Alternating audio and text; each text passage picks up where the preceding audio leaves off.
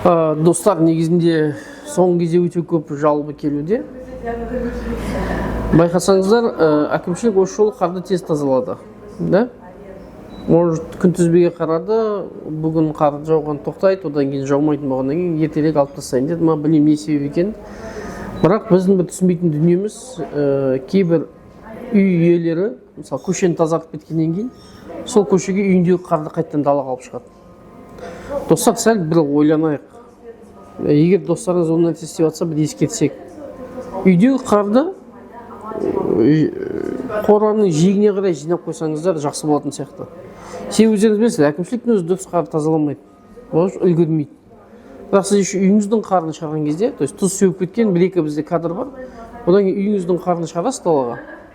Шығарғаннан кейін ол қайттан мұз болып қатады. Бұл біріншіден жолдың тазалығына зиян тиеді. Екіншіден сіздің біздің балаларымыздың қауіпсіздігіне қатты әсерін тиюі мүмкін. Өйткені жолдағы автокөлік иелері зырғанақтың, тайғақтың кесірінен тоқтай алмай ДТП жасауы мүмкін да.